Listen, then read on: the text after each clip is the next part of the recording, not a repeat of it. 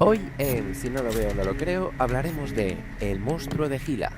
El monstruo de Gila tiene de nombre científico Eloderma suspectum. Eloderma proviene del griego antiguo elos, que significa clavo, y derma, que significa piel. Esto hace referencia a las escamas granuladas y rugosas que cubren el cuerpo del animal, similares a pequeños clavos. Eloderma, por lo tanto, vendría a significar piel con bultos o piel claveteada, en referencia a las escamas granuladas y rugosas que cubren el cuerpo del animal. Y suspectum viene del latín, que significa sospechoso. La razón de que en su nombre científico tenga la parte de suspectum es muy probable que sea porque cuando fue descrito por primera vez por el zoólogo Edward Drinker Cope en 1869, se sospechaba de la toxicidad de este lagarto, pero no se conocían del todo las características de su veneno. Así que en conjunto, Eloderma suspectum podría interpretarse como piel con bulto sospechoso, destacando tanto sus características físicas únicas como la incertidumbre científica de la época sobre sus capacidades venenosas. Su nombre común, monstruo de Gila, se debe a la zona donde se le encuentra más frecuentemente y donde empezó a ser estudiado, las áreas alrededor del río Gila, que está en Arizona y Nuevo México. Aunque el río Gila es el lugar donde más se lo ve, estos lagartos también viven en otros estados de Estados Unidos como Nevada y Utah, y también lo podemos encontrar en México, en estados como Sonora y Chihuahua, por ejemplo. Y con respecto a la palabra monstruo, básicamente se lo adjudicaron por su aspecto intimidante. Estos animales viven en desiertos y semidesiertos, es decir, en regiones con temperaturas cálidas y bajas precipitaciones, donde la vegetación es escasa y predominan los suelos arenosos y pedregosos. Además, prefieren excavar y vivir en madrigueras que les protejan del intenso calor diurno y les proporcionen un refugio seguro durante la noche. En la naturaleza, de hecho, pueden vivir entre 20 y 25 años, aunque algunos lagartos en cautiverio, si están bien cuidados, pueden llegar a vivir incluso más de 30 años. Los monstruos de Gila miden entre 35 y 60 centímetros y suelen pesar alrededor de 1 kilo, kilo y medio, aunque algunos individuos muy grandes pueden llegar a pesar los 2 kilos. Los monstruos de Gila no son excesivamente grandes, su cuerpo grueso, su cabeza ancha y sus patrones de colores llamativos les dan una apariencia más impresionante de lo que realmente es. De hecho, una de las características más llamativas de este animal son los patrones de colores en su piel, que no son uniformes. Sus colores, que pueden ser negro, naranja, rosa, amarillo, destacan mucho y varían dependiendo de la región y del individuo, pero siempre juegan mucho con el contraste de colores. De esta manera se hacen notar y actúan como una señal de advertencia para los depredadores, como diciendo: cuidado, soy venenoso, no te acerques a mí. Este tipo de estrategia de hacerse notar mediante colores como señal de advertencia se conoce científicamente como aposematismo. Pero ¿realmente es tan venenoso como quiere hacernos creer? Bueno, pues la verdad es que el monstruo de Gila sí es venenoso, pero no de la forma en que nos imaginamos al pensar en serpientes como las cobras o las víboras. A diferencia de esos reptiles, este lagarto no inyecta su veneno con colmillos huecos. En su lugar, el veneno se encuentra en las glándulas de la mandíbula inferior y se libera a través de surcos en sus dientes. Cuando muerde, el monstruo de Gila mastica lentamente, permitiendo que el veneno fluya hacia la herida. Esto significa que su mordida puede ser muy dolorosa, pero rara vez es mortal para los humanos. De hecho, no se han registrado muertes humanas modernas causadas por este animal, aunque sí que puede provocar efectos desagradables como hinchazón, náuseas, mareos y presión arterial baja. El veneno del monstruo de Gila está diseñado principalmente para inmovilizar a sus presas, que suelen ser pequeños mamíferos, aves pequeñas y también comen huevos. Este lagarto tiene una lengua bífida, es decir, dividida en dos puntas, y es como si pudiera saborear el aire, detectando olores a través de su lengua. Al sacar y retraer la lengua, recoge partículas químicas del ambiente y las lleva al órgano de Jacobson, ubicado en el techo de su boca. Este órgano lo que hace es analizar los olores y envía señales al cerebro, permitiéndole localizar con precisión nidos de huevos, presas escondidas o incluso identificar la presencia de depredadores. Gracias a la forma bífida de su lengua, puede comparar la intensidad del olor en cada punta y determinar de qué dirección proviene, como si tuviera un pequeño GPS natural en la boca. Esto es una habilidad impresionante que convierte a este lagarto en un rastreador experto dentro del desierto. Aunque gracias a su metabolismo lento, el monstruo de Gila puede darse el lujo de comer pocas veces al año. De hecho, puede almacenar grasa en su cola, lo que le permite sobrevivir durante largos periodos sin alimentarse. Por eso, cuando encuentra una presa o un nido con huevos, intentan comer la mayor cantidad posible para almacenarla como grasa y asegurarse de tener reservas de energía.